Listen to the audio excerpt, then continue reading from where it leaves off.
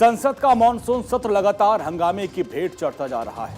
विपक्ष साथ प्रदर्शन पर पुलिस कार्रवाई और राम मंदिर चंदा चोरी के कथित मामले को लेकर लगातार हमलावर है और सरकार को घेरने की कोशिश कर रहा है। आज संसद के मानसून सत्र के 15वें दिन भी विपक्ष इसी मांग पर डटा रहा, जिस पर संसदीय कार्य मंत्री किरेन रिजिजू ने विपक्ष पर हमला बोला। विपक्ष की गृह मंत्री अमित शाह को सदन में बुलाने की मांग पर राज्यसभा में उन्होंने जवाब देते हुए कहा कि उनका जवाब कौन दे पाएगा, ये विपक्ष नहीं तय करेगा। किरण ने कहा कि अमित शाह संसद में दिन रात मौजूद रहते हैं और शाह वो इंसान हैं जिनका नाम सुनकर आतंकवादी, उग्रवादी कांप जाते हैं और जिस दिन अमित शाह का यहां जवाब होगा आप सुन नहीं पाएंगे। राज्यसभा में जीरो आवर के दौरान विपक्ष को जवाब देने के लिए रिजिजू ने यह बात कही कि चेयर पर की ओर से गृह मंत्री को सदन में आने का कई बार निर्देश नहीं दिया गया, बल्कि ये सिर्फ एक टिप्पणी है।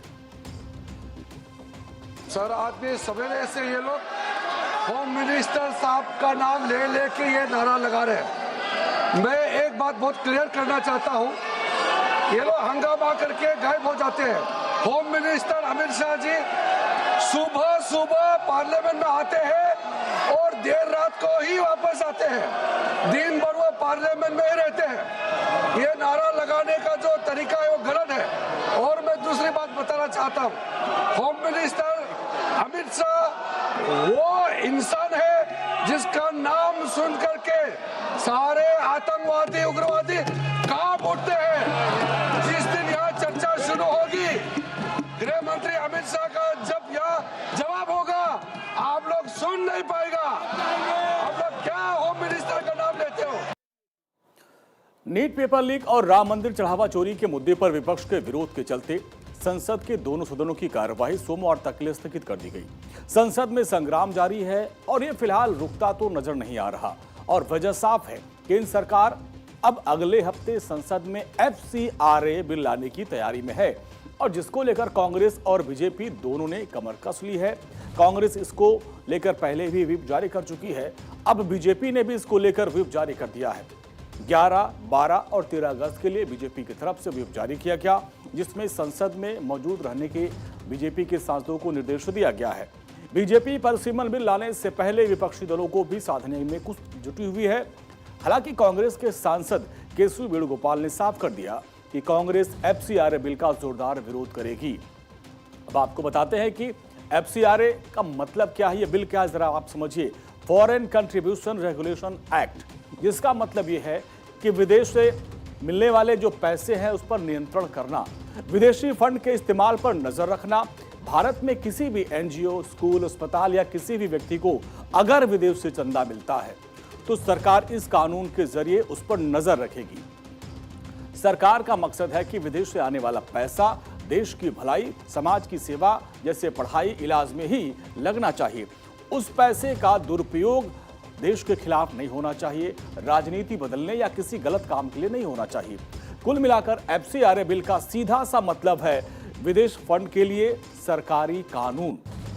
सरकार की पूरी कोशिश है कि FCRA बिल सदन में पास हो जाए और दूसरी ओर विपक्ष का रवैया अभी से बता रहा है कि आने वाले वक्त में संसद में कई बिल पर विपक्ष का विरोध देखने को मिलेगा।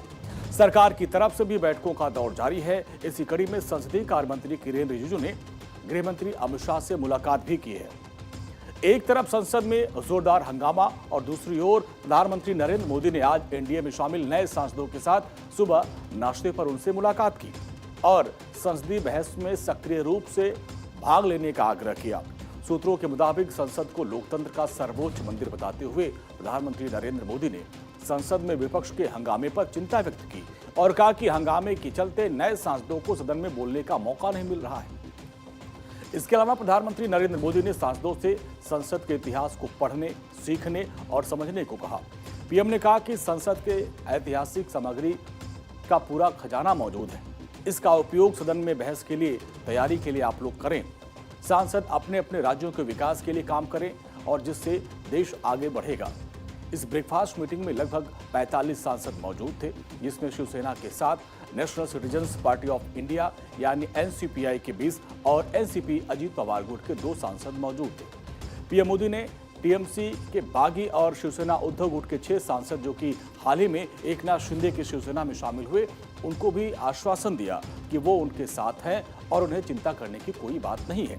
पीएम मोदी ने कहा कि एनडीए एक परिवार है और हम सभी घटक दलों को एक साथ इस परिवार में रहना है। प्रत्येक व्यक्ति का यहाँ सम्मान किया जाएगा और उसे मौका भी दिया जाएगा।